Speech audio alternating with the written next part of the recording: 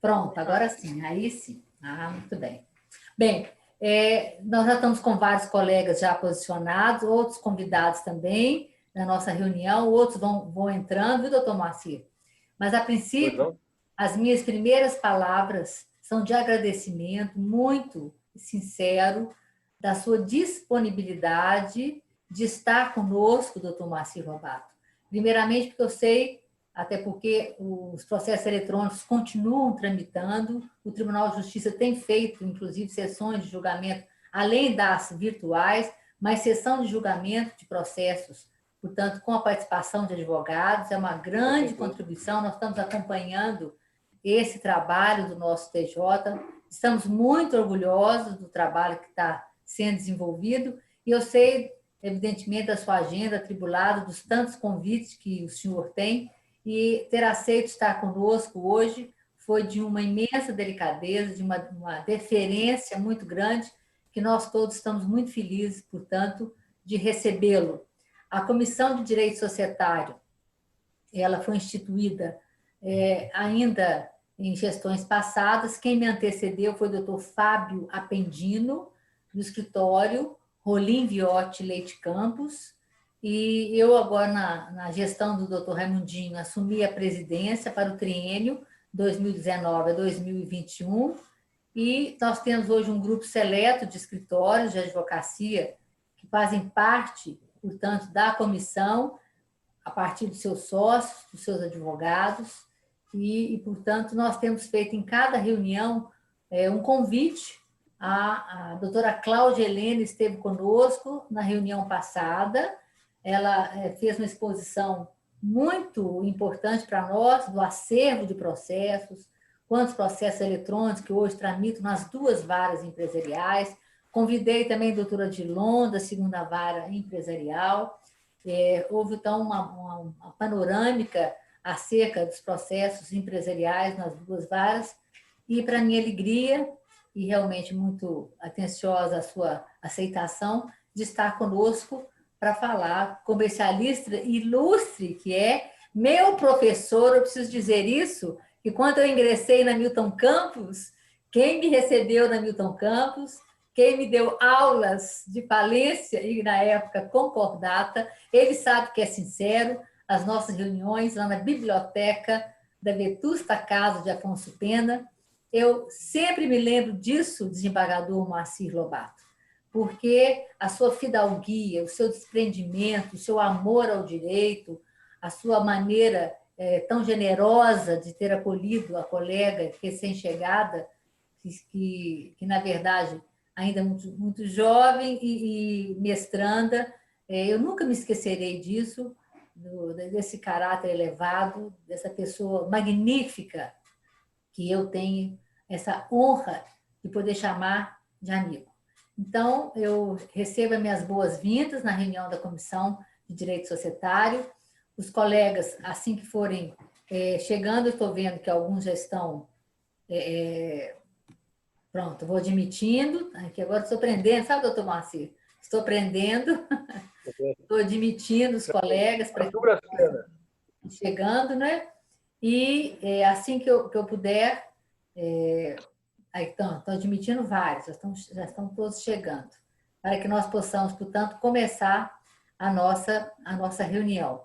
Se mais alguém puder, depois eu vou admitindo e nós vamos acompanhando, portanto.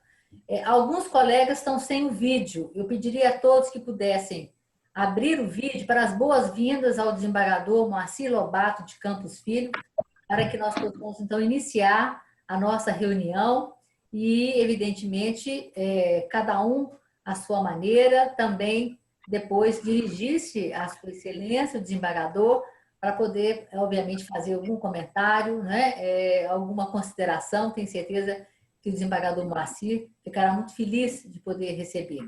O nosso vice-presidente, Leonardo Guimarães, é do escritório GVM Vieira de Mello, escritório Guimarães Vieira de Mello, ele está em uma videoconferência em São Paulo, mas assim que terminar, ele vai poder também assomar-se a nós, e como também outros colegas. Mas os que já estão aqui, doutor Moacir, o próprio professor doutor Eduardo Goulart Pimenta, que é o nosso membro da da comissão, professor da UFMG, e seguindo a nossa ordem aqui também, doutora Amanda é membro colaborador, nós, seguindo a orientação do doutor Raimundinho, nós estamos mesclando profissionais experientes com jovens profissionais para que nós possamos motivá-los, podendo trocar essa experiência da juventude que gosta da área, que você sabe que empresarial não é uma matéria que todos têm essa vocação, né, doutor Moacir? A não ser os seus alunos, né? Nossos lá da Milton Campos e os seus lá da PUC, que certamente são encantados com a matéria.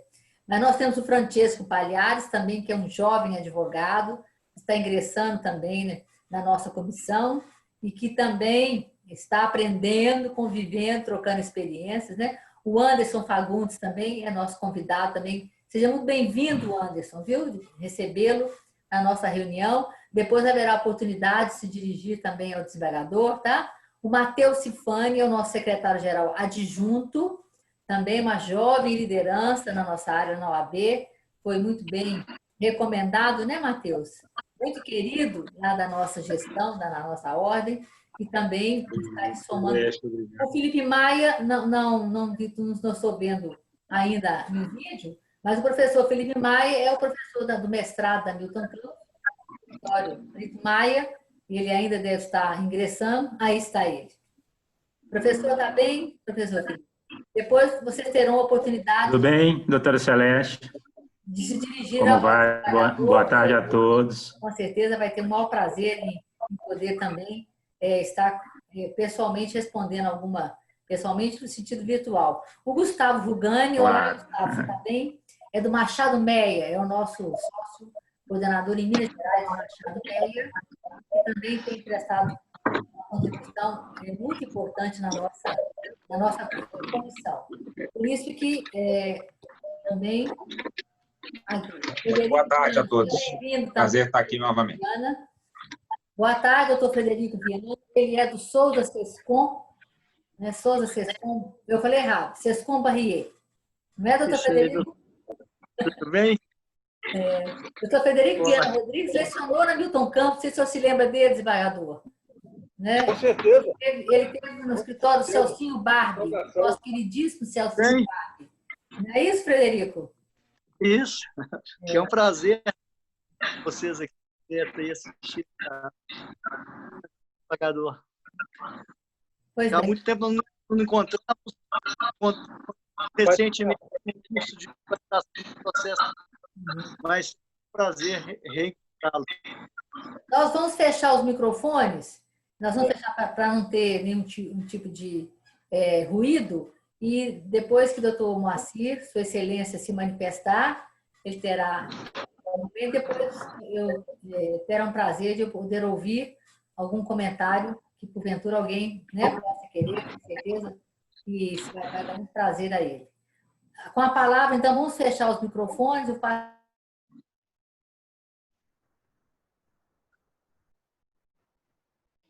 Sem som. Estou sem som. Agora sim. Melhorou? Agora eu ouço. Então, eu passo a palavra para o eminente desembargador do Tribunal de Justiça de Minas Gerais, representa a classe do 5º dos advogados com muita honra, com muita alegria para nós, professor da PUC Minas, mestre em Direito Comercial, hoje se fala empresarial, né, professor Márcio? Mas é evidente que, para os nostálgicos, é Direito Comercial. E, portanto, eu vou deixar o meu microfone e passar a palavra para o desembargador, portanto, para ele fazer... Meu boa tarde a todos. Minha especial saudação a uma querida amiga, professora Maria Celeste Guimarães, que tem uma trajetória profissional e acadêmica das mais sólidas, conhecida e reconhecida de todos nós, de quem tenho a honra de, de fato, considerar-me amigo.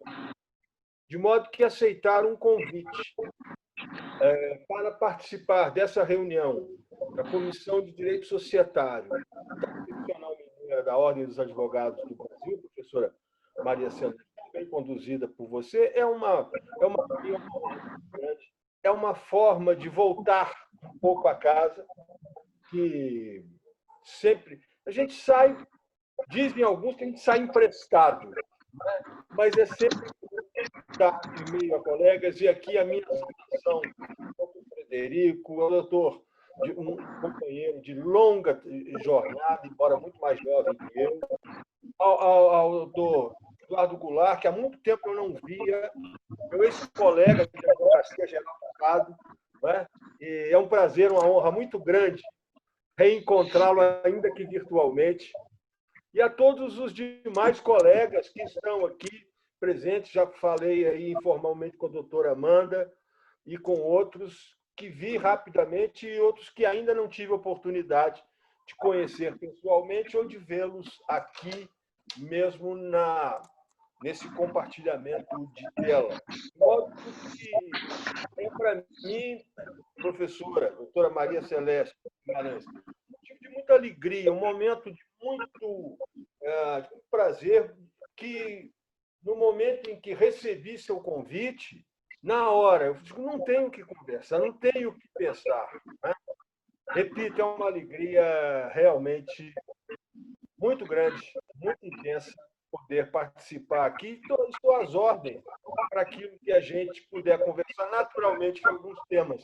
Eu fugirei, porque pode representar casos que estejam sendo decididos nesse momento no tribunal, de modo que nós vamos aqui contornando e falando muito, me parece, do tema que é central de minha manifestação, essa questão de pandemia e pós-pandemia, algumas reflexões, uma ou outra informação, se for conveniente, procedente, de modo que fico muito à vontade e reitero a minha alegria de participar nessa tarde de um evento aí tão expressivo como é a reunião da Comissão de Direito Societário da OAB Minas Gerais. Viu, eu vou pedir ao professor Eduardo para fechar o microfone, que está havendo um ruído.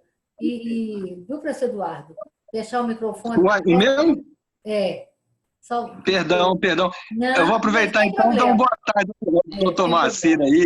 Já que o meu... Eu estou conferindo os microfones que estão ligados, e agora sim, estão todos ligados. Pronto. Obrigada. Era o meu mesmo. Boa tarde. Obrigada. Era o meu. Desculpa. Boa tarde, doutor Moacir. Aproveitando aqui. Eu não dei os cumprimentos devidos ao doutor Moacir, meu colega de PUC. Grande prazer ouvi-lo.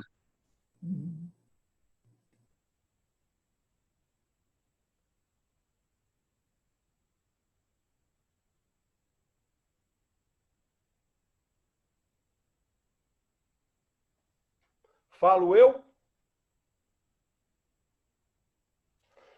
Bem, eu tenho por hábito... estão me ouvindo bem? Eu estou sem retorno de som, porque os microfones estão desligados naturalmente. Estamos ouvindo bem, senhor. Eu pretendo, como de hábito, não ser muito extenso em minhas considerações, porque, primeiro, que isso é um pouco cansativo, e, segundo, imagino, fuja um pouco do espírito que preside uma reunião dessa natureza. Mas esse é um tema que não é afeto a mim exclusivamente, senão a todos nós que estamos dedicados ao direito, especialmente ao direito, como diz a professora Maria Celeste, né? Para os saudosistas, o direito comercial, para os mais contemporâneos, o direito empresarial, e que, estranhamente, muito diferente do tempo em que eu fui aluno de graduação, e lá se vão séculos, vamos dizer assim, né? Hoje é um direito que está mais ou menos na pauta, como se diria, up to date, porque a mídia, de modo geral, os jornais, a televisão, volta e meia, dão notícias sobre recuperações judiciais, sobre falências, sobre, enfim, uma série de coisas e circunstâncias que estão movendo esses nossos estranhos dias, não é? E todos nós temos tido a oportunidade de ver, de ouvir e de ler os mais diferentes prognósticos a respeito disso tudo que estamos vivendo. Uns pessimistas, outros mais pessimistas e aqueles absolutamente pessimistas, né? Incuravelmente pessimistas. Não há, a rigor, uma única manifestação em que se vislumbra um cenário mais ou menos razoável, de um pouco de esperança. É impressionante como isso tem sido constante entre nós. Mas o que mais impressiona é que essas opiniões, elas decorrem sempre, ou elas estão sempre baseadas em fatos, em percepções, em projeções. Não são achismos jogados a esmo. Há uma determinada base para tudo isso, né? E é o mais estranho de tudo, e sempre que posso, eu tenho procurado repetir algumas coisas aqui, e para mim já estão sendo entoadas quase como se fosse mantra, professora Celeste, né? Um deles é o seguinte: é que nós fomos todos pegos de surpresa naquilo que é mais característico da nossa civilização, que é a ideia do movimento, da circulação. Todos nós vivemos, produzimos e nos divertimos em movimento. Então, o fato de termos todos, ao mesmo tempo, essa nossa possibilidade de movimentação, não digo cerceada, mas absolutamente bloqueada, nos deixou, num primeiro momento, atônitos. E, num segundo, imediato momento, o reflexo evidente em relação no que diz respeito às relações econômicas e de natureza jurídica que se desenvolvem neste período. Eu tenho feito, assim, sempre que possível, uma comparação com um episódio que vivemos todos, especialmente os belo-horizontinos, no final de janeiro de 2020, se não me engano, no dia 28, em que nós todos fomos vítimas de uma chuva absolutamente extraordinária. Choveu naquela noite, tarde, noite, madrugada, mas que seria razoável imaginar em 2 ou 3 meses, algo fora de qualquer previsão. Pois bem, ali sentimos todos esses reflexos. Porque, passada a chuva, na manhã seguinte, já começamos a contabilizar os prejuízos, a extensão desses prejuízos, a dimensão deles e o tempo e o valor que seriam gastos e consumidos para uma recomposição, seja aqui no bairro de Lourdes, em relação àquelas vias mais afetadas, seja no Vilarinho, seja lá na cidade industrial, na Grande Belo Horizonte. Todos tivemos a imediata dimensão do que aquilo significava. Hoje nós não temos essa dimensão. Nós estamos em meio a uma circunstância, a uma pandemia, e é um pouco de futurismo dizer, olha, será assim ou será assado. Eu estou me valendo, em primeiro lugar, de um artigo que foi publicado por um administrador judicial no jornal Valor Econômico, do dia 22 de julho agora, em que ele diz o seguinte, diz, olha, esperava-se que em final de junho e julho, por exemplo, os pedidos de recuperação judicial abarrotassem os fóruns. Daí a necessidade de adoção de medidas extraordinárias, que, para usar a linguagem médica hoje tão corrente, que pudesse achatar a curva das demandas dessa natureza. Isso não aconteceu, pura e simplesmente. Numa comparação com o mesmo período do ano passado, parece até que houve uma pequena redução, ou se houve algum aumento, ele é inexpressivo. Então, esse articulista, José Luiz Fiore, me parece que seja esse o nome, diz assim, olha, nós podemos imaginar, então, que no primeiro trimestre de 2021, isso vai ocorrer com mais intensidade. E ele apresenta, muito articuladamente, as razões de sua convicção. Mas pode ser que ocorra, pode ser que não. Então, estamos todos tateando no escuro, pisando em terreno para nós absolutamente desconhecido. E aí não nos cabe, pura e simplesmente, uma atitude passiva de imaginarmos assim, bom, se é assim, vamos esperar esse resultado para ver o que fazer. Claro que não é este o caminho a ser seguido. E que o que me compete dizer aqui um pouco é de que modo o judiciário, especialmente, tem projetado, pensado e admitido soluções, se não soluções, pelo menos meios de minorar essa dificuldade, e especialmente o que se pensa em fazer no Poder Judiciário de Minas Gerais a respeito dessas circunstâncias. Muito bem. Todos sabemos que um grupo de trabalho foi constituído pela presidência do Supremo Tribunal Federal em dezembro, de 2018.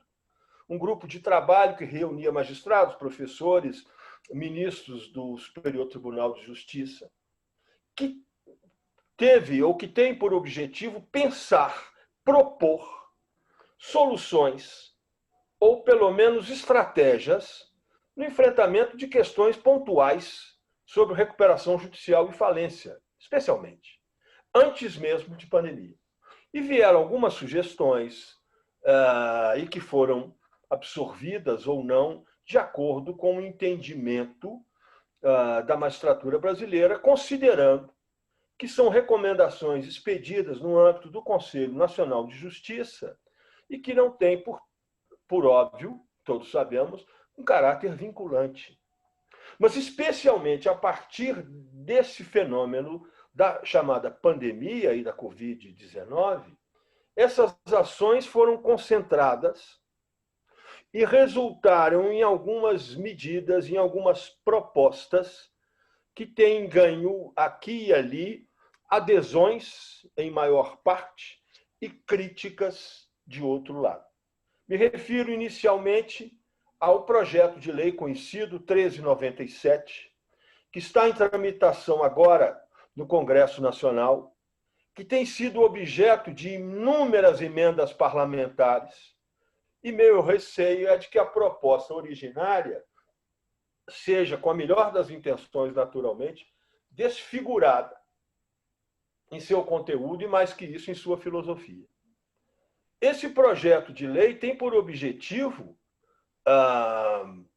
básico o de promover a possibilidade de entendimento entre credores e devedores num ambiente em que possam acertar suas dificuldades, que são imensas e que serão muito maiores agora.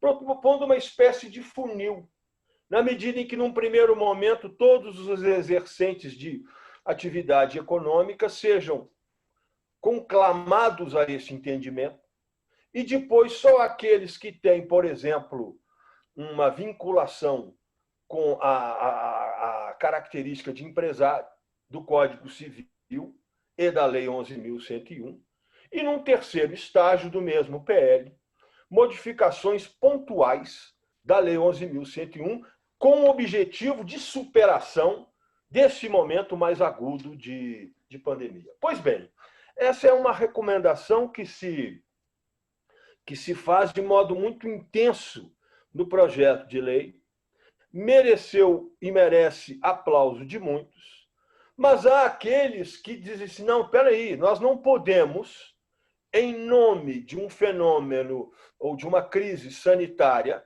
por nós até agora desconhecidos, ou desconhecido, este fenômeno, abrir as porteiras, por assim dizer, e admitir candidamente uma espécie de moratória geral concedida a todos aqueles que, independente de sua situação ou circunstância pessoal, possam, esses exercentes, valer-se das medidas previstas no PL 1397.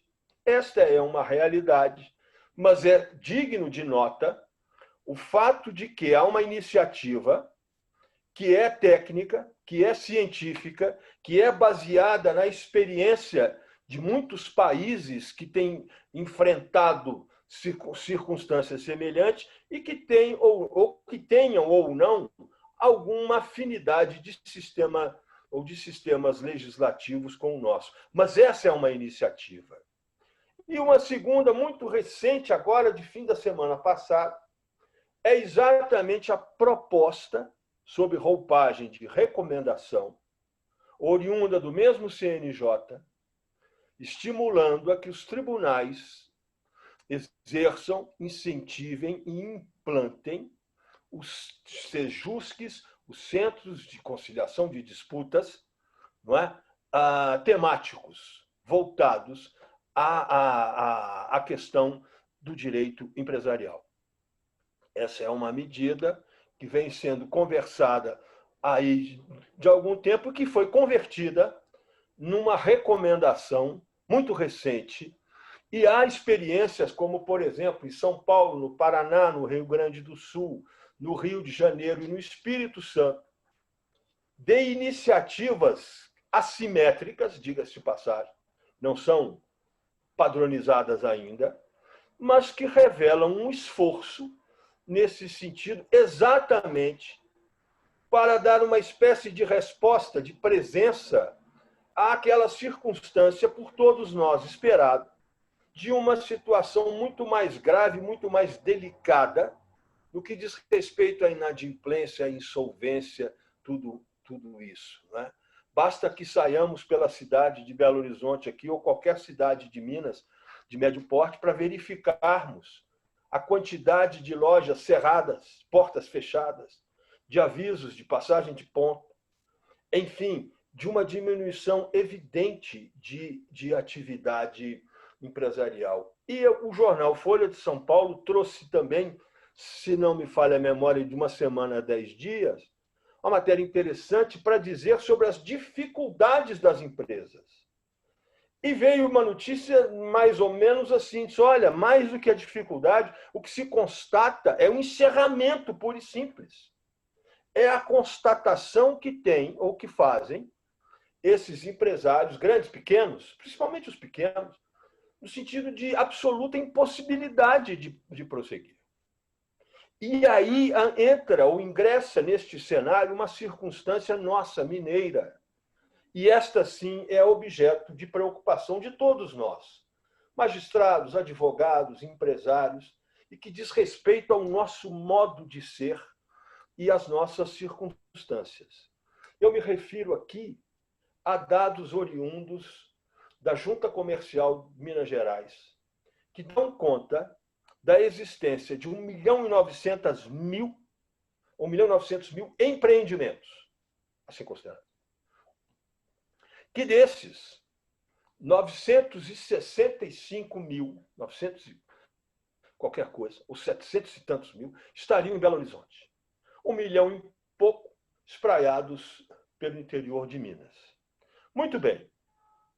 Desses 1.900.000, apenas 11% representam atividade industrial. Quer dizer, quase 90% estão concentrados ou no comércio ou na área de serviços. As mais afetadas, exatamente porque não são atividades com grande capacidade de fôlego para fazer uma travessia longa. O giro de um restaurante, de um salão, de qualquer coisa, de uma academia pequena, é para 15, 20, 30 dias, é para uma folha de pagamento, por exemplo, e não numa possibilidade de autossuficiência por um período maior. Pois bem, são esses empreendimentos de pequena monta que estão espraiados por mais de 850 municípios em Minas, pelas exatas 297 comarcas que temos no estado de Minas Gerais. E aí, se não bastasse, num país de flagrantes desequilíbrios de natureza econômica, nós temos um estado mediterrâneo e que é síntese e que contém quase todas as características da Federação Brasileira. Áreas de maior desenvolvimento, como o Triângulo, como o sul de Minas, da caríssima professora Maria Celeste, sua inolvidável Boa Esperança, né? Enfim, e de outras regiões mas que também convivem com uma dificuldade extrema. Então, há uma situação de absoluta assimetria entre nós. E hoje, numa reunião de trabalho, a doutora Cláudia Helena, que esteve com todos os senhores aí numa última reunião, lembrava de algo que é importante. Para dizer, olha, um pequeno estabelecimento numa pequena cidade tem uma dimensão local muito expressiva, que nós aqui, para nós não faz diferença, mas que naquele microsistema, aquela micro-região, de fato, tem uma importância muito grande. De modo que nós convivemos com situações de flagrante incerteza, de demasiado pessimismo, ou, se quiserem, de um realismo mais extremado, não sei como dizer, né? De iniciativas que são aqui adotadas pontualmente, aqui e ali, com o objetivo de minorar determinadas situações, e com a presença de um Estado da Federação, que é o de Minas Gerais, com características absolutamente peculiares. Não adianta fazer uma comparação em paralelo, por exemplo, com a pujança econômica do Estado de São Paulo, não é? Em que as questões societárias e de recuperação judicial e falência, muitas vezes, são desconhecidas não tecnicamente por nós, mas sim, na maioria dos casos, porque não temos uma atividade econômica assim tão extensa.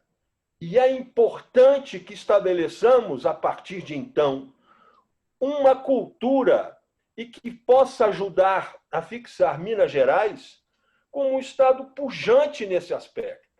Nós não podemos negar a nossa realidade e a nossa legítima aspiração que tenhamos aqui um polo mais expressivo de desenvolvimento, de condições e ambiente de negócios que sejam mais favoráveis a que as empresas se estabeleçam aqui, em primeiro lugar, ou deixem de sair daqui para ambientes onde, eventualmente, se sintam mais seguras.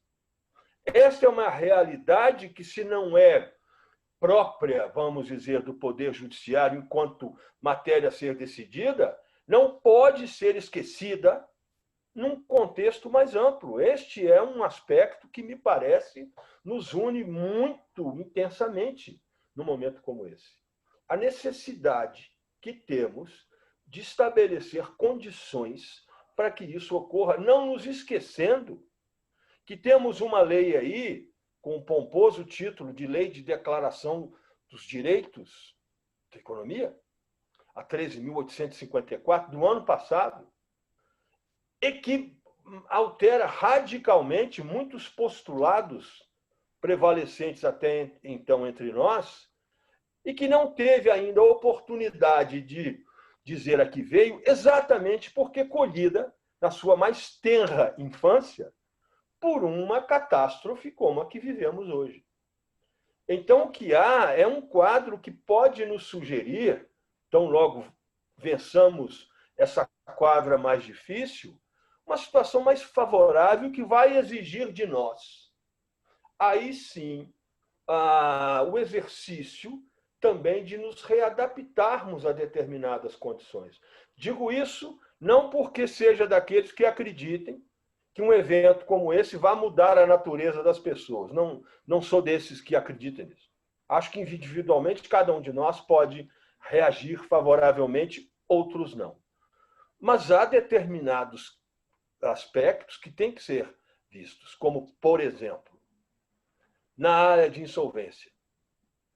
É preciso que tenhamos todos a consciência de que um processo de recuperação judicial bem conduzido não vai proporcionar um ganho ao seu autor, nem vantagens aos credores.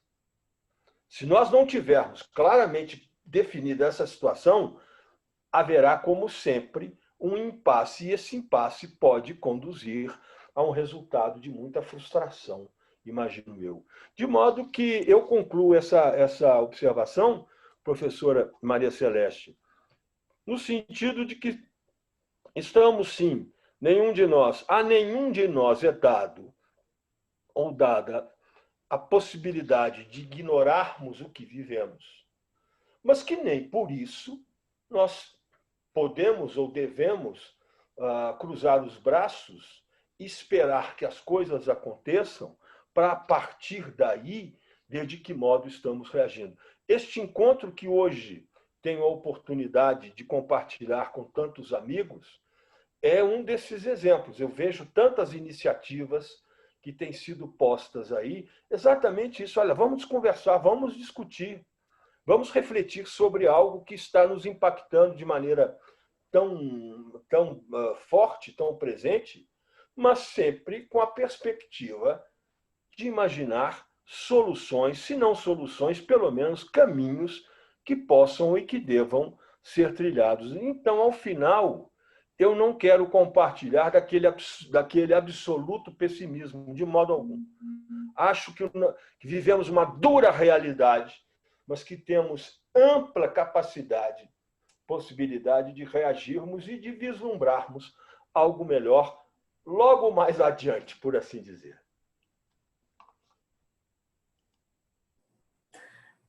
Muito obrigada, desembargador Marcir Lobato. Adorei, como sempre, ouvi-lo. É um encantamento permanente pela sua maneira tão clara e objetiva de expor os temas. Eu, além de agradecer as pertinentes observações, eu vou dar oportunidade aos colegas que queiram se manifestar para se dirigir a Vossa Excelência. Não é? Mas eu gostaria apenas, então, somente, porque chegaram mais 2 colegas à nossa sala, né? Eu falei agora há pouco, gostaria também que ele pudesse abrir o microfone. O Guilherme Sofal é o nosso secretário-geral. Guilherme Sofal, você se lembra dele, discípulo do professor Osmar Brinda Correia Lima, né? O Guilherme, posso dirigir ao desembargador para as boas-vindas e também aquele que mencionei agora há pouco, que me antecedeu na presidência da Comissão de Direito Societário. Eu tenho essa honrosa incumbência de sucedê-lo, que é o Dr. Fábio Appendino, que tem feito um trabalho brilhante conosco. O Dr. Fábio também é o sócio, coordenador do societário do Rolim Viotti Leite Campos, e que, portanto, também ele não estava no momento que nós abrimos a reunião, e eu, então, peço ao Guilherme para dar... Eu vou depois voltar aos colegas, mas Guilherme é nosso secretário executivo, cara que possa cumprimentar o desembargador Moacir. Obrigado, professora. Doutor Moacir, é um prazer poder ouvi-lo. Eu ouço falar especialmente bem do senhor, até porque a minha sócia aqui no escritório, a Marina Santos Pérez, professora... Pois é. Então, eu ouço falar coisas realmente muito boas e realmente estou confirmando quão bom é ouvi-lo, né, ouvi-lo falar, como a professora disse, de maneira muito clara e com ponderações muito pertinentes. Obrigado, né, por nos presentear com essa fala hoje, com essa presença, né, participação na nossa reunião. E, bom, obrigado mais uma vez, é um prazer tê-lo aqui. Professora. Ótimo. Eu vou passar agora a palavra para o doutor Fábio Appendino, para que possa... pois não, professor Moacir? Pois não, doutor Moacir? Não, é só para saudar o doutor Guilherme, agradecer a gentileza das palavras dele, mas pedir a ele que dê o devido desconto, porque ele ouviu falar de uma querida amiga, recente querida amiga, que é a doutora Marina, filha de uma outra grande amiga, uma extraordinária magistrada que o Brasil tem, que é a desembargadora Áurea Brasil, de modo que receba essas palavras com bastante prudência, viu, doutor Guilherme? Mas muito obrigado, de qualquer modo. Tá ótimo. Obrigado, doutor Marcir. Doutor Fábio Appendino, como eu disse, que é o coordenador, sócio do escritório Rolim Viotti Leite Campos, é uma referência para nós, prestou maravilhosos serviços na minha estada na CEMIG, né? Uma feliz estado que eu tive grandes colegas, a minha auxiliar. Por gentileza, pode cumprimentar, doutor Fábio, nosso eminente desembargador, Marcir Lobato. Obrigado, doutora Maria Celeste. Desembargador Moacir Lobato, muito obrigado por nos prestigiar com as palavras, com esse bate-papo nessa tarde de hoje. Justifico o meu atraso em razão dos clientes. Você sabe que os clientes essa pandemia, os horários, a gente vem trabalhando sem parar e além de administrar meninos, casa, família, está sendo um desafio, mas um desafio que nós, acho que tem o lado, obviamente, ruim do distanciamento social, dos negócios, né, como o senhor bem colocou, das portas cerradas, dos pequenos negócios, sobretudo, né, que estão sofrendo mais do que os grandes, né, mas alguns grandes também, né, dependendo muito do setor. Mas, por outro lado, nós temos essa capacidade de nos adaptarmos, né, nós, seres humanos, e advogados e juristas, né, os profissionais do direito, né, os juízes, desembargadores, os membros da magistratura, não está diferente, né? Também tenho acompanhado o trabalho da magistratura nesse que está funcionando muito bem online, né? Alguns advogados se queixam, outros. A minha impressão é que isso vem para ficar e facilita muito a tramitação dos processos, a agilidade. Perdemos um pouco daquele contato fixo, mas ganhamos na rapidez. A vida é feita de ganhos e perdas, né? Muito obrigado novamente. Depois, quando a doutora Maria Celeste iniciar os debates, as perguntas, eu tenho algumas poucas considerações, mas bem breves, mas queria agradecer novamente. Obrigado, doutor Fábio. Muito bem.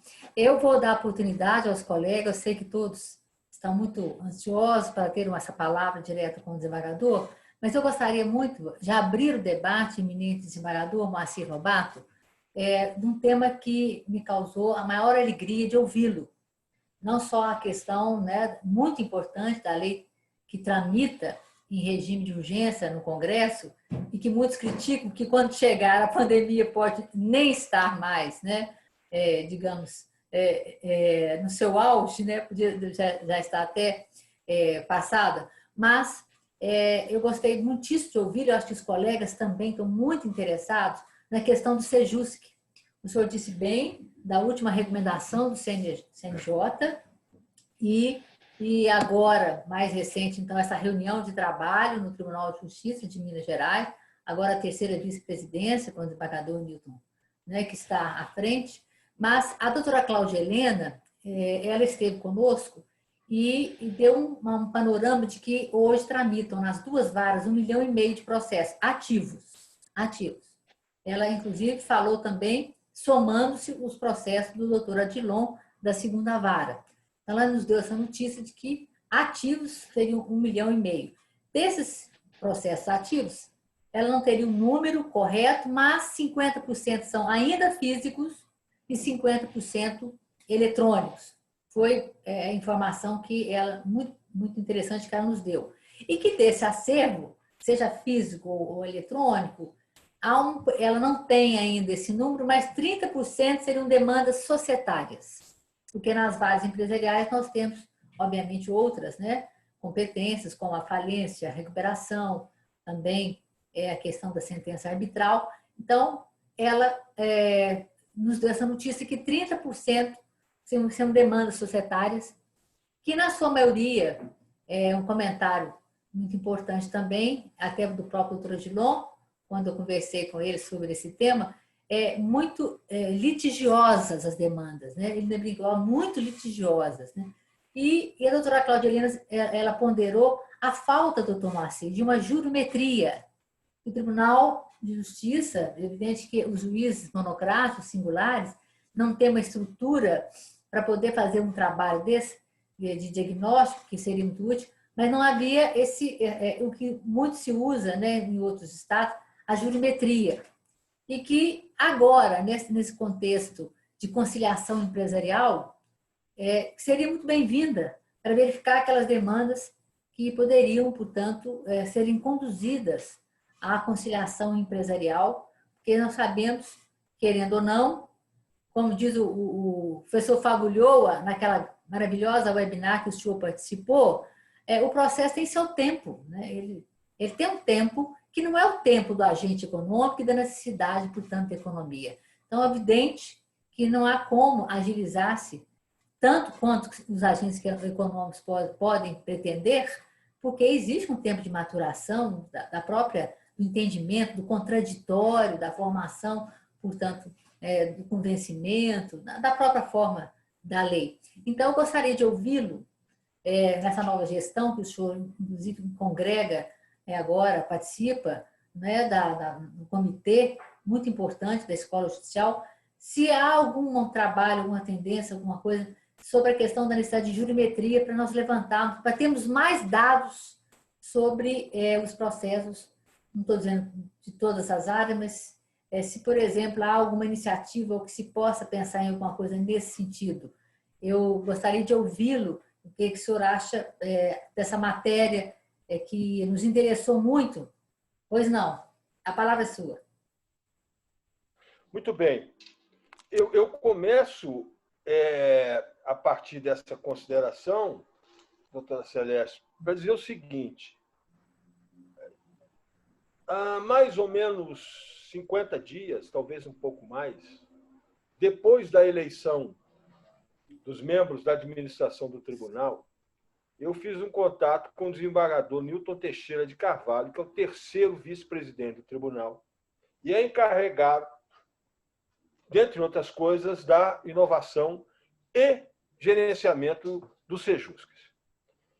E levei a ele a ideia da necessidade, que não é ideia minha, que está campeando pelo Brasil todo, de um primeiro Sejusque temático entre nós, que seria exatamente esse Sejusque empresarial, não limitado apenas aos casos de falência e recuperação, considerando que há um expressivo passivo de questões societárias graves, de difícil solução, e que são tão afetadas pelo fenômeno da pandemia quanto as outras, embora a gente tenha uma percepção mais imediata no que diga respeito à falência e recuperação judicial. Pois bem, a partir disso, no dia 6 de julho, portanto, na primeira segunda-feira após a posse, ele me convidou para uma reunião com o staff da terceira vice-presidência. E hoje, exatamente na tarde de hoje, participei de uma outra, e aqui não vai notícia de primeira mão, mas também não vai qualquer espécie de inconfidência. Mas eu creio que em 30 dias, no máximo 45 dias, nós teremos a implantação gradual e experimental de sejusques empresariais em Minas Gerais. Tribunal de Justiça de Minas Gerais. Exatamente para começar a dar vazão a um número considerável de processos. Operacionalmente, ainda disse isso a eles. Hoje, eu disse, olha, eu apenas discuto a ideia, os trâmites de como fazer. Não, há um roteiro estabelecido ou pré-estabelecido pelo Conselho Nacional de Justiça, mas com adaptação natural para cada e qualquer espécie de tribunal e suas particularidades. De modo que essa é uma ação concreta. O desembargador Newton Teixeira, no primeiro momento, entendeu a dimensão e a complexidade e a gravidade do tema, e nós teremos, sim, novidades concretas também, creio eu que em até 45 dias. Esta é uma primeira ação que tem sido desenvolvida no Tribunal de Justiça, e a reunião a que me referi agora há pouco, de trabalho com o doutor Adilon e a doutora Cláudia Helena, exatamente sobre esse tema.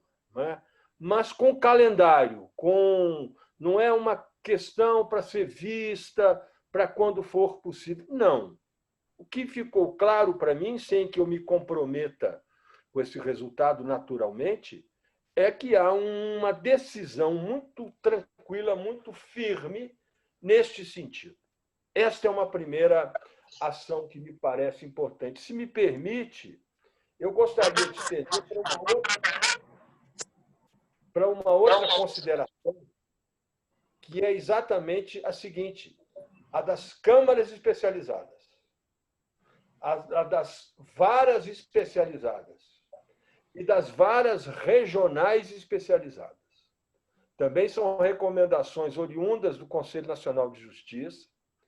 Não é fácil, porque se tem que alterar a Lei de Organização e Divisão Judiciária do Estado.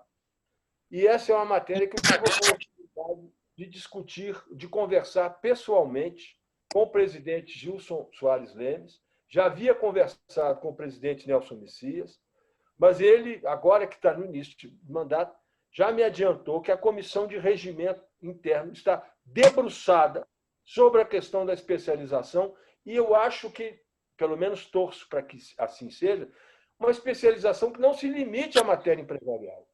Nós temos que entender que o judiciário hoje parte para a especialização mais profunda e mais ampla. Então, esta é uma ação importante também, que está em tramitação no tribunal, mas que, sobre a sua dimensão do tempo, eu não tenho governança, por assim dizer. E uma terceira ação, essa me diz respeito, porque integro o Comitê Técnico da Escola Judicial pela segunda vez, primeiro com a desembargadora Áurea Brasil e agora com o desembargador Tiago Pinto. E das ações que temos pensado e já início de implementação, estão exatamente as voltadas para os juízes que não têm especialização nessa matéria e que enfrentam questões dessa natureza. Vejam, professora Maria Celeste e todos os colegas advogados que participam dessa reunião. Nós temos 9 varas especializadas em Minas, sendo que dessas 9, algumas são mistas, acumulam competência de registro, de fazenda pública, etc. É muito pouco se considerarmos 297 comarcas. Então, é preciso que se dê aos magistrados que estão enfrentando episodicamente questões dessa natureza conhecimentos mais específicos sobre aquilo que vem se desenvolvendo a partir da evolução de todas essas questões. De modo que eu informo que são 3 frentes distintas de enfrentamento e, claro, quando tivermos a possibilidade de estabelecer parâmetros, não é? No que diz respeito a quantitativos, isto será um poderoso instrumento de gestão, não tenho dúvida alguma com relação a isso, e creio, e aí apenas creio, porque não tenho informação a respeito, que também o Tribunal de Justiça de Minas já está vendo essa questão com algum interesse. Eram mais ou menos as informações que eu teria a trazer, mas que posso assegurar que são ações concretas.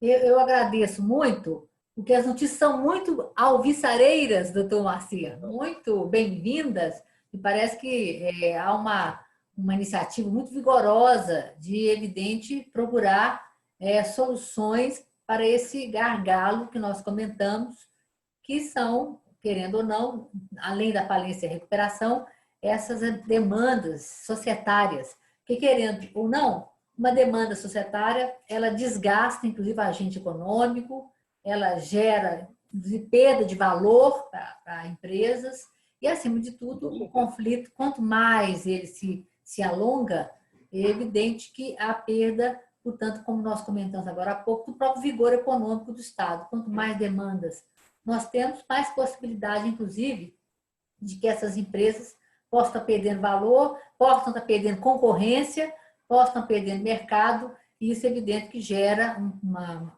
situação econômica que não leva a um crescimento do nosso Estado. Eu agradeço muitíssimo essa notícia do Sejusc, é muito bem-vinda, estou muito interessada, nós, né, na OAB, de acompanhar, porque seria, sem dúvida nenhuma, uma alternativa muito importante. E eu sei que a sua modéstia não permite, mas essa é uma contribuição pessoal sua, uma iniciativa que eu tenho certeza que com a sua credibilidade, com essa sua presença tão marcante, não só no comitê do ano passado, mas agora, por isso que a proposta está tão bem sendo conduzida, eu tenho certeza que será bem sucedida com tudo que Vossa Excelência se inicia e termina, não é mesmo, doutor Moacir? O senhor não é de começar e deixar pelo caminho, não. O senhor começa e o senhor termina. Conheço isso muito bem, há quantos anos, né? E parabenizo por isso. Agora, eu indago aos colegas, né, que estão nos assistindo, o professor Eduardo Goulart, Felipe Maia, Frederico Viana, Fábio Pendino. Eu vou aqui pela ordem, estou vendo aqui a ordem. Gustavo Rugani, nosso querido Gustavo Rugani. Eu vou seguindo pela ordem aqui, se algum colega quer se manifestar, abra o seu microfone, e o doutor Moacir, então, terá o maior prazer em ouvi-lo. Professora? Pois não. Eduardo, se a senhora me permite, eu quero usar a palavra primeiro para saudar novamente, saudar o professor Moacir, meu colega. Para você ficar à vontade, Eduardo, vou fechar meu microfone. Perfeito.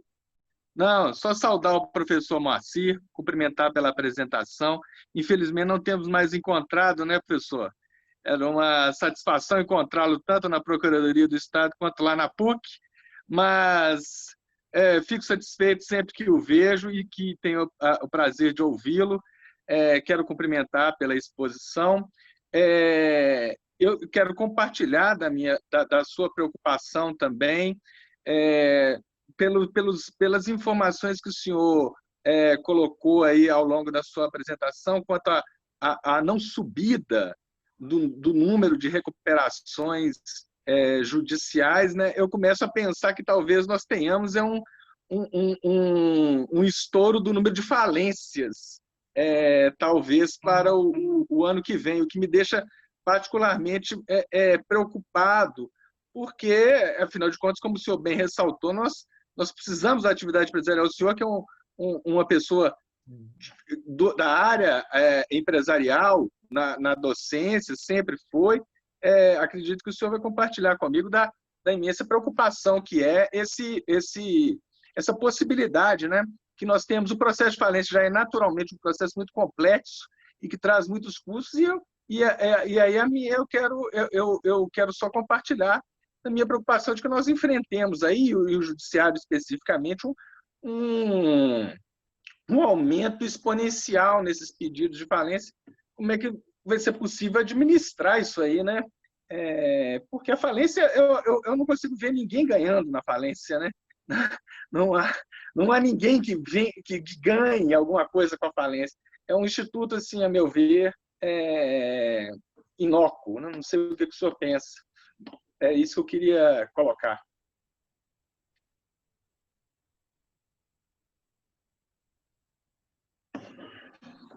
Professor, pode falar, doutor Moacir? Pode falar. Bom, em primeiro lugar, para repetir aqui, que é um prazer ver e ouvir o professor Eduardo Goulart e dizer que, se estamos distantes, nada impede que retomemos esse contato tão aprazível e tão favorável, imagino, para ambos.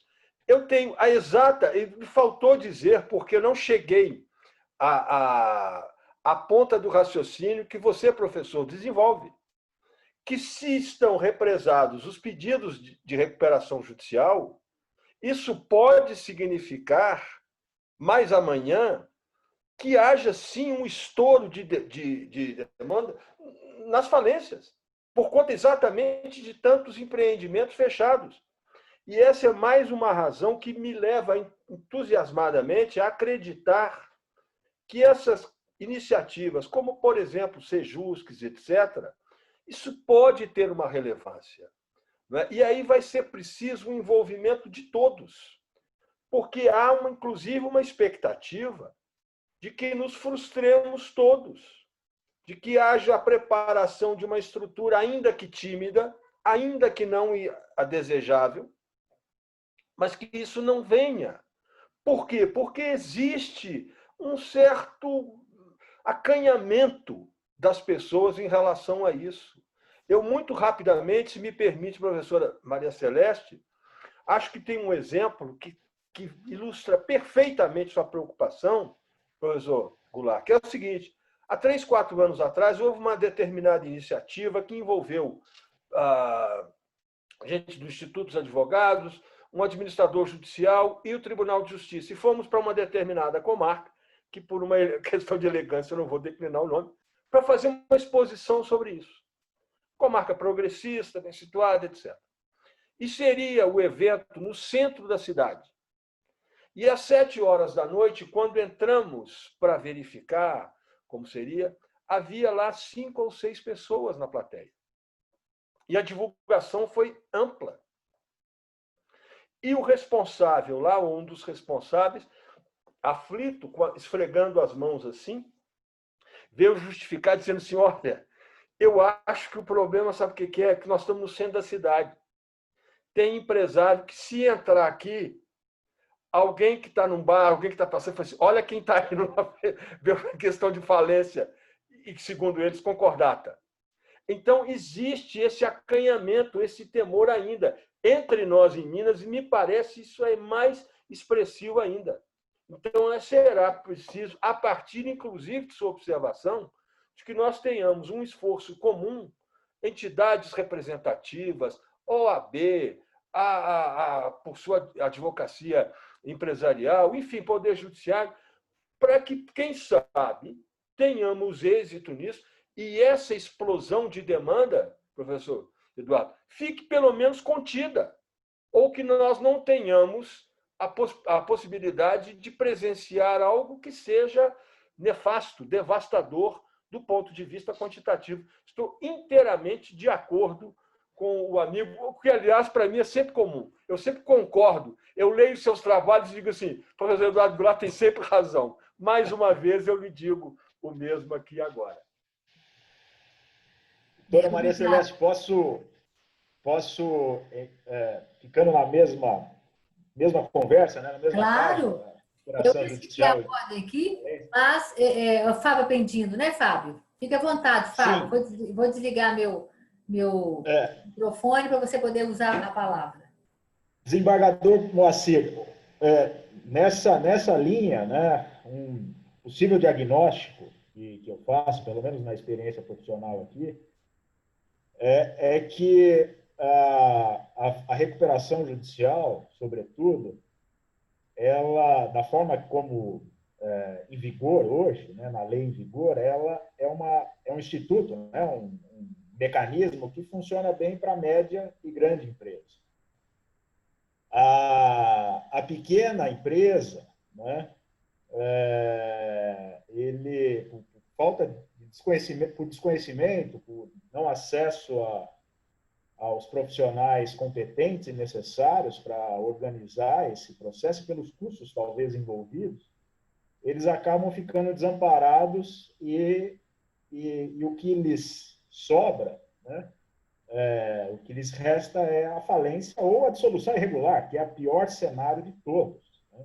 Com extensão de responsabilidade para o sócio, para o administrador, e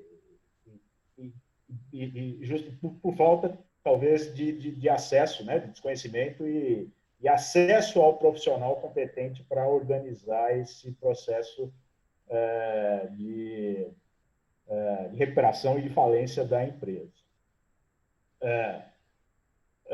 Uma outra, aqui é um diagnóstico também de experiência profissional, há um grande temor do empresário, do administrador, do acionista, do sócio, em iniciar um processo, né, de recuperação judicial e de falência, com temor, sobretudo, não só da imagem, como o senhor mesmo disse, nesse caso da comarca progressista do interior, mas sim de uma efetiva responsabilização, uma extensão da responsabilização dos efeitos da falência, uma desconsideração da personalidade jurídica, muitas vezes indevidas, né, ou exageradas,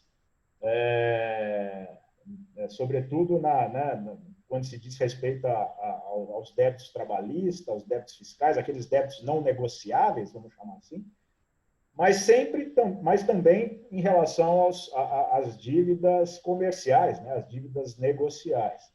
O credor, obviamente, ele sempre tenta, por todos os modos, a satisfação do seu crédito, né? Mas acho que aí cabe ao Poder Judiciário e, sobretudo, nesses processos que são complexos, extremamente trabalhosos e caóticos por vezes, né? Chamar a responsabilidade e botar ordem na casa, né? Dizendo, olha, faz parte da vida empresarial o nascimento, o sucesso e o fracasso, né?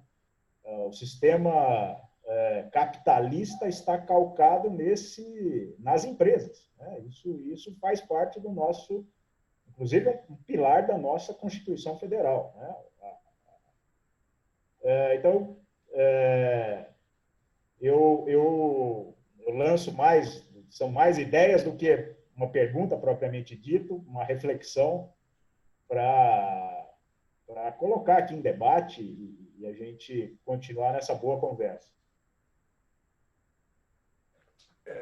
Doutor Fábio, muito obrigado. E eu lhe digo que, enquanto o senhor falava aí, reportando ao caso que contei, e que muitos autores usam mão de uma expressão e que o ministro Vilas Boas Cueva adora utilizar, que é exatamente esse desgaste a que nos referimos de um empresário, de um acionista, de um controlador, do sócio responsável iniciar um processo desse, são chamados custos reputacionais, né?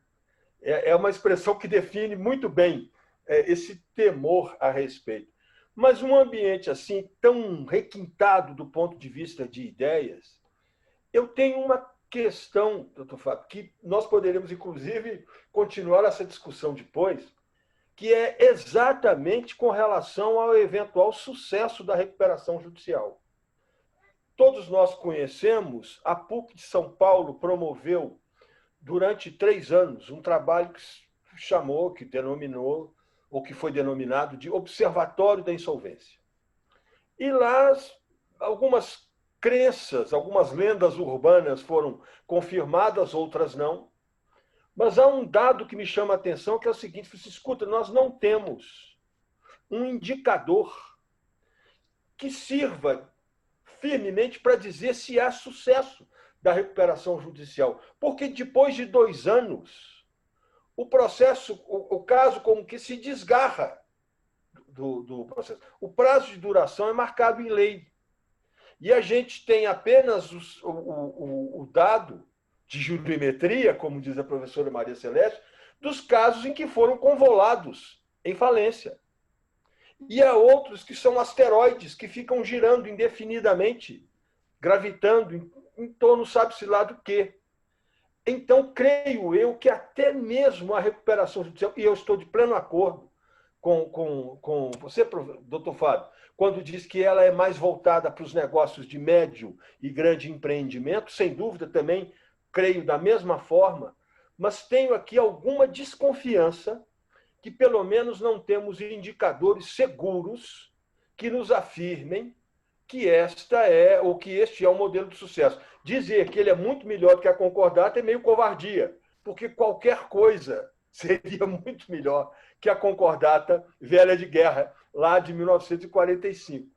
Mas acho que há campo para isso evoluir, para se dar um tratamento melhor a determinados credores, para entender a posição do credor colaborativo de maneira mais efetiva, enfim, uma série de desdobramentos que são oportunos. E aí, se me permite, professora Maria Celeste, há um último dado em sua observação que, para mim, tem uma especial relevância, que é a atuação do Poder Judiciário. E aí nós temos hoje esse esforço que tem que ser compreendido por todos nós, de ausência de reserva de mercado. Quando se diz, por exemplo, que a conciliação pré-processual deve ser estimulada, não se quer dizer que nós não queremos trabalho com isso. Nós queremos solução, todos nós. Então, não se trata dessa questão de entender que o judiciário deva ter primazia. Eu sei que sua colocação não é nesse sentido, mas eu, a partir dela, me permito pensar em determinadas circunstâncias, que é a seguinte: se nós pudermos entender que isso se resolva, maturidade entre credores e devedores, será melhor para todos nós, reservando ao judiciário, sim, as questões que sejam insuperáveis. ou por desinteligência das partes, ou por qualquer espécie de violação ou ameaça dela em relação a preceitos legais que sejam indeclináveis, que não possam ser vulnerados pelas próprias partes. De modo que, mais uma vez também agradecendo o exemplo do professor Eduardo, eu estou de pleno acordo com as suas observações, apenas com relação à dúvida no que diz respeito à eficácia medida com indicadores precisos da recuperação judicial entre nós. Sim.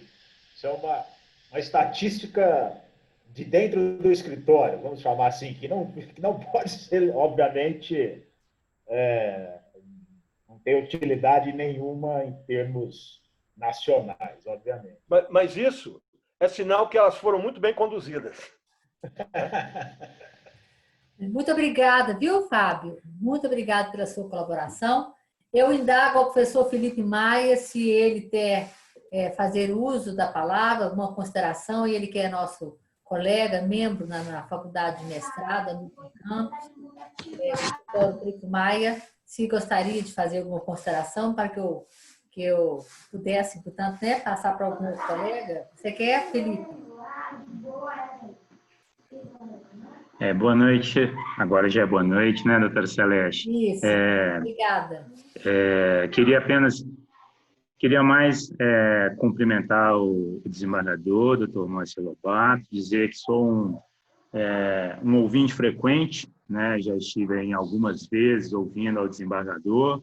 É sempre uma satisfação, não só pelo conteúdo técnico e experiência que traz para a gente, mas também pela didática e encantamento com que sempre coloca suas ideias, né?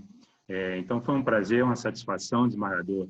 E eu queria aproveitar o momento, já que estamos aqui tendo vosso tempo dedicado aqui à nossa comissão, que é uma alegria para nós, para perguntar apenas com relação ao Sejusc empresarial, se vai haver se a ideia é ter uma capacitação específica dos mediadores, ou se ou até mesmo se utilizar do apoio de câmaras privadas, ou se essa estrutura vai ser montada mesmo dentro do tribunal, dentro da ordem do Tribunal Multiportas.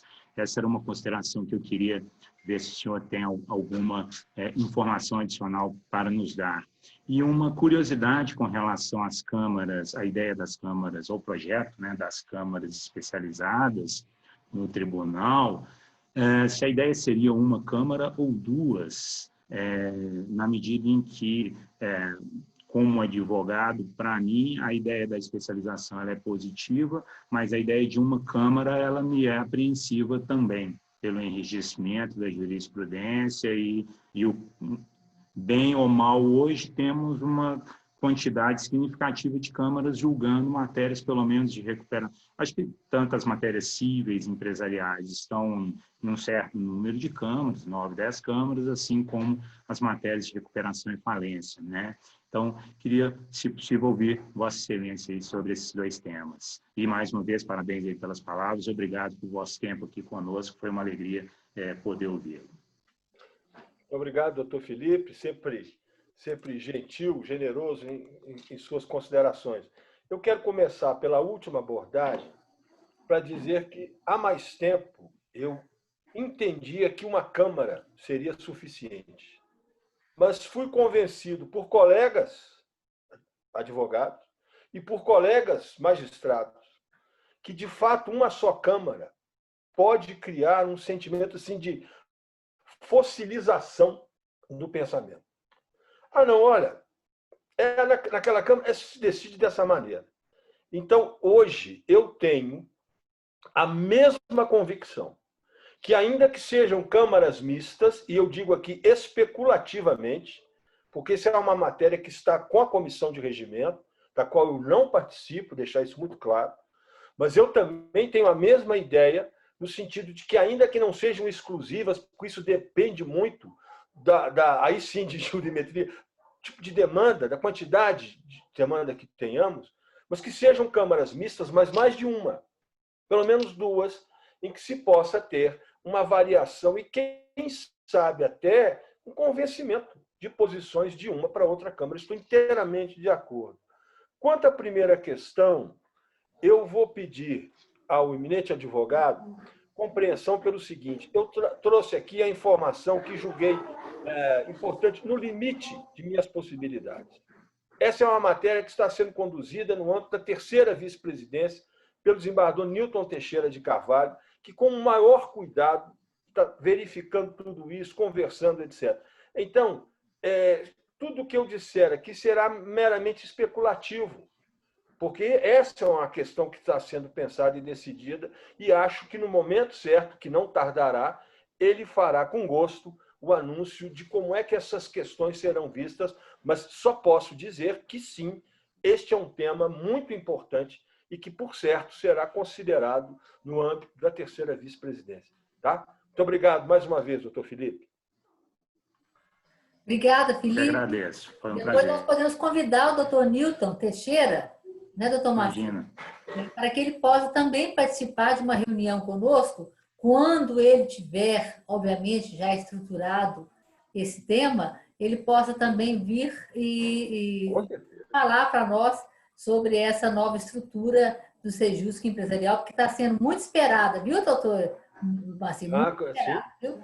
Eu sei que o senhor é o pai da ideia, eu sei que o senhor é o pai da ideia, e eu tenho certeza que ela vai ser bem sucedida.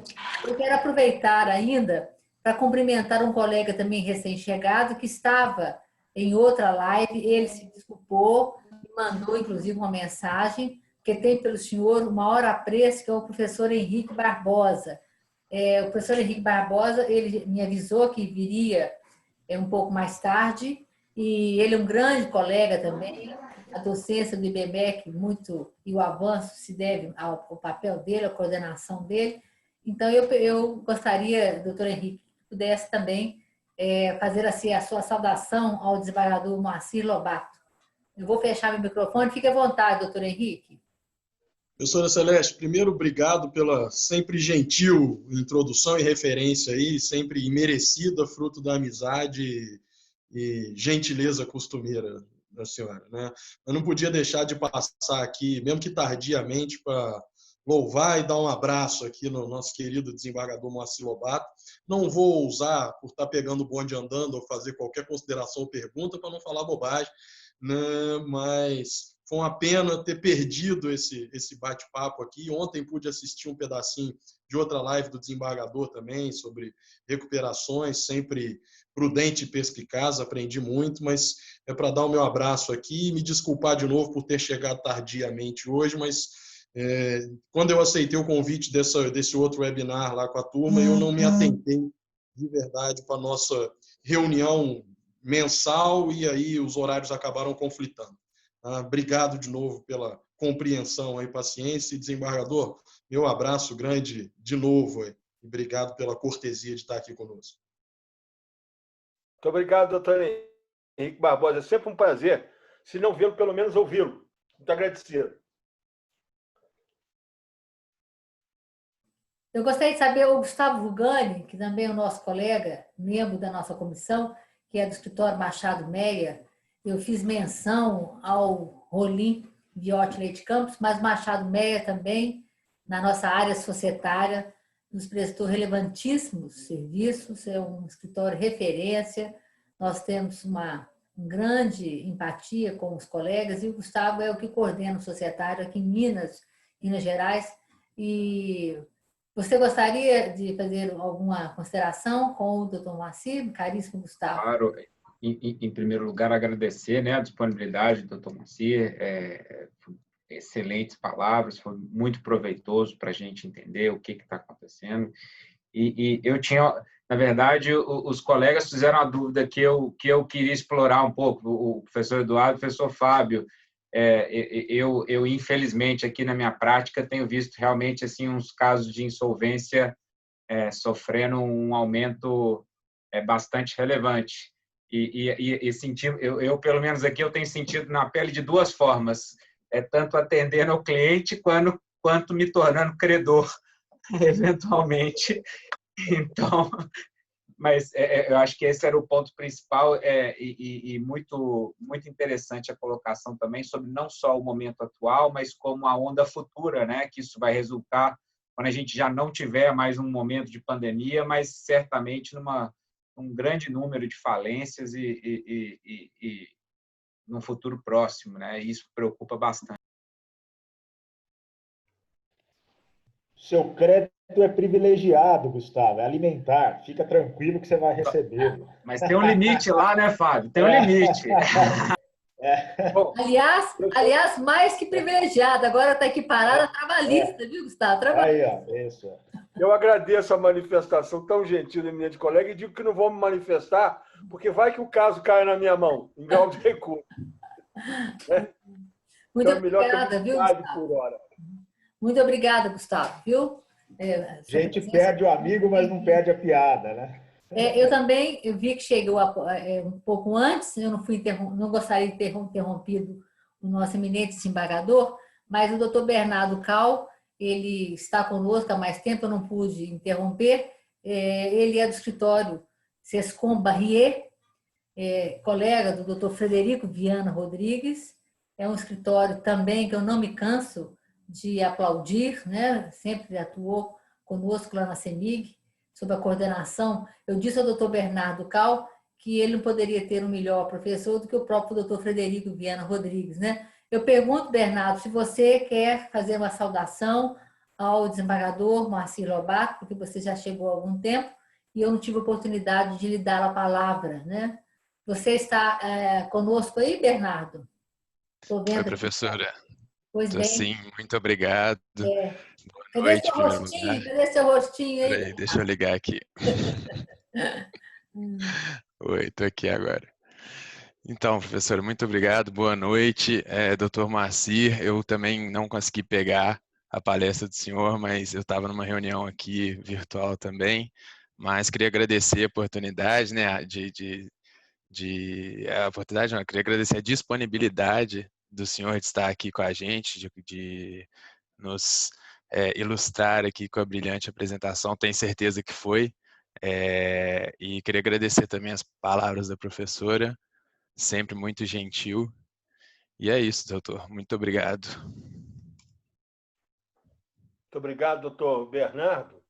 E, meus amigos, eu fui advogado quase 30 anos, eu sei o que é agenda de advogado. Então, não se preocupem em justificar, porque realmente é um dia a dia que a gente sabe, às vezes, como começa, mas não tem ideia de como termina. É verdade.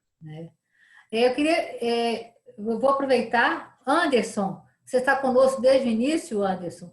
Você, doutorando, você gostaria também de saudar o desembargador Moacir Lobato? Você está conosco há mais tempo e eu não pude interromper o desembargador. Se você gostaria também de estar saudando, estou vendo você aqui na sala, mas não estou vendo o seu rosto. Se você gostaria de também saudar o desembargador Moacir Lobato, eu daria essa oportunidade. Você está conosco ainda, Anderson? Eu não sei se ele ainda está conosco, porque eu estou vendo só o nome dele, mas agora vamos ouvir uma voz feminina para podermos encerrar, né, professor Moacir? Que é a nossa querida Amanda. A Amanda é uma nossa querida colega, doutora Amanda.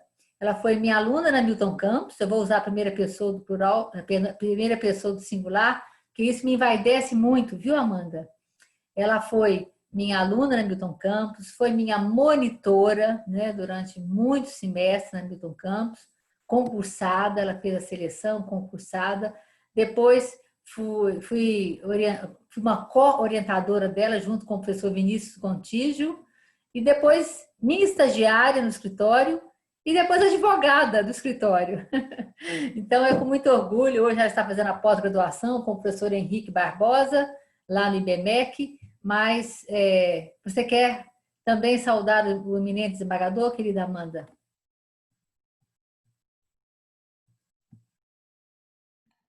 Está no mudo, Amanda. Está no mudo, Amanda.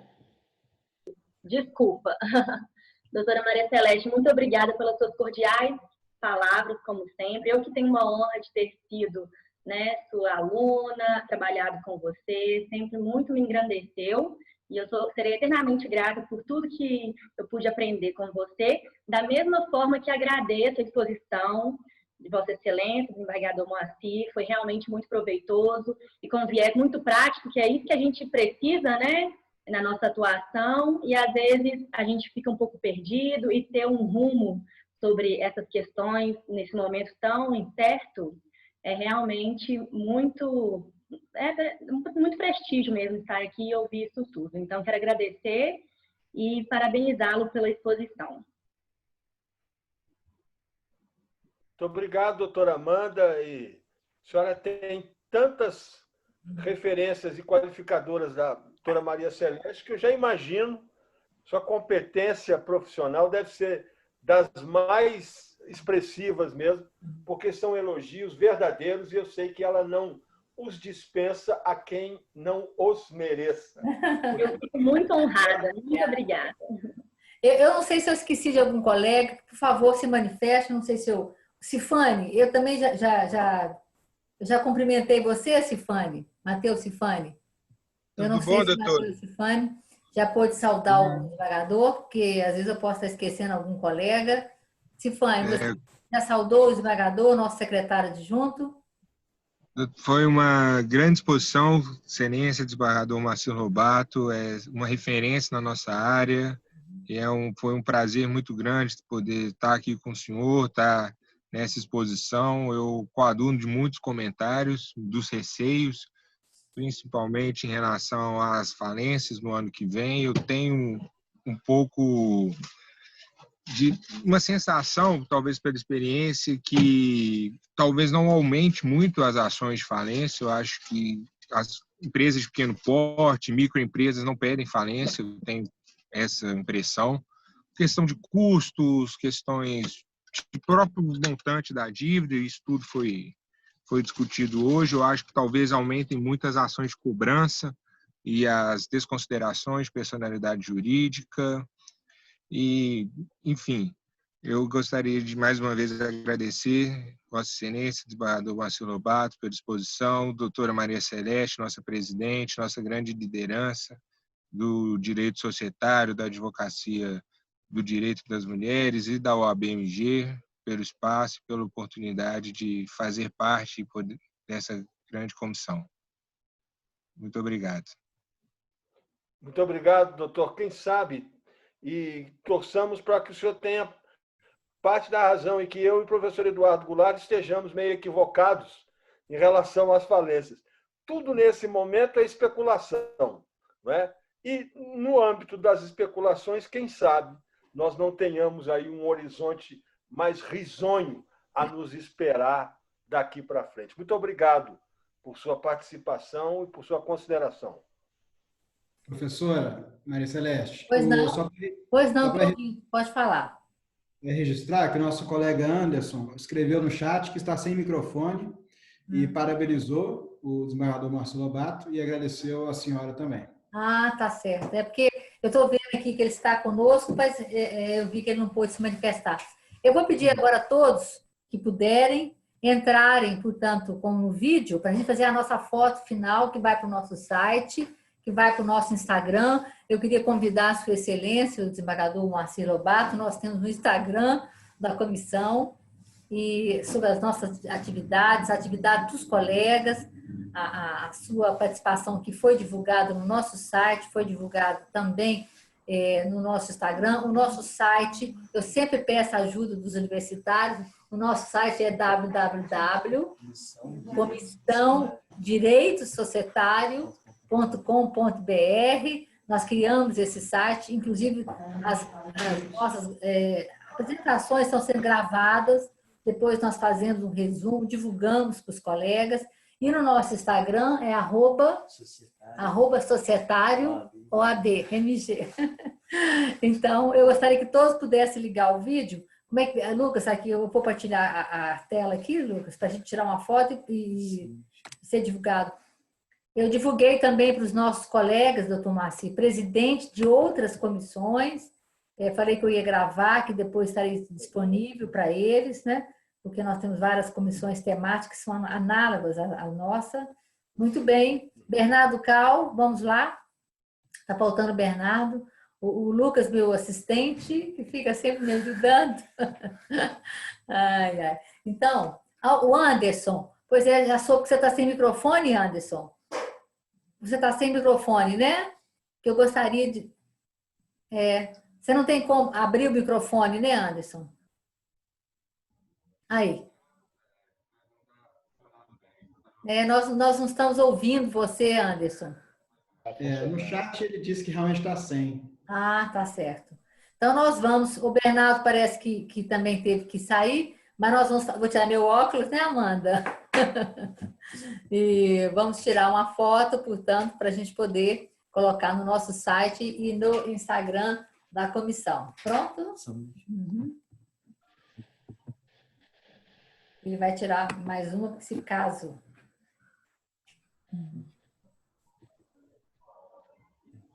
Pronto? Muito bem. Pode voltar.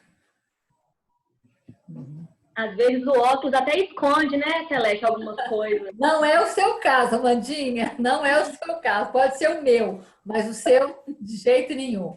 Mas, apenas para descontrair aqui. Mas, olha, em nome da OAB, da Ordem dos Advogados, eu queria que o senhor soubesse, doutor Moacir, que tudo aquilo que não só eu, mas os demais colegas que participaram da comissão, da reunião, tem realmente, é muito sincero, uma grande admiração pela sua pessoa, pelo exercício da judicatura, que tem sido exemplar. Nós temos acompanhado, portanto, o seu trabalho na sua função jurisdicional, representando o quinto dos advogados, é um orgulho para nós. A docência, portanto, na PUC, eu nem preciso dizer, porque eu fui seu colega na Faculdade de Direito Milton Campos, admirava não só o seu trabalho, a maneira como sempre tratou os colegas, os alunos.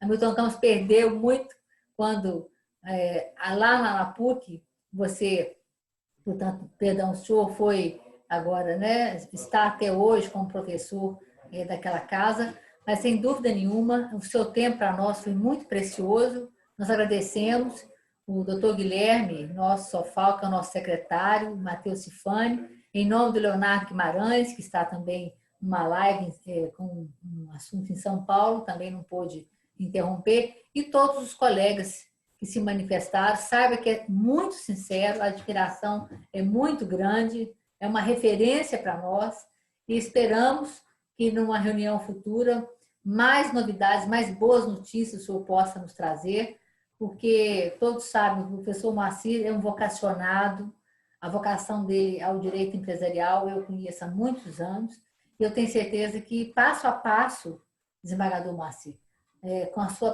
participação junto ao tribunal, mais estrutura para as nossas câmaras, para as nossas varas empresariais, o senhor vai sempre colaborar nesse sentido, né? E é aquilo que o senhor disse, para que Minas tenha uma pujança econômica, que é o que nós sempre temos esse interesse, e que não percamos, que não ficamos tão distantes de São Paulo e Rio, que possamos estar realmente representando um lugar que as empresas possam não só vir, mas, como o senhor disse bem, ficar. As suas considerações finais, eminente desembargador, por favor.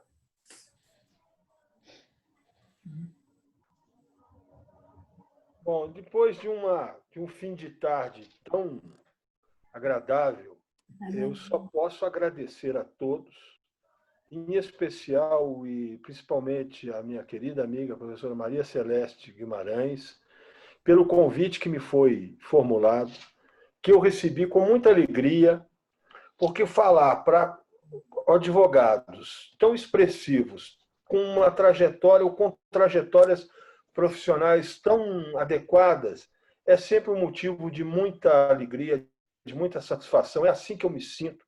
E digo mais, que com essa acolhida tão generosa de todos, isso é um grande incentivo. Esse acolhimento é um sinal de que a gente deve permanecer nisso.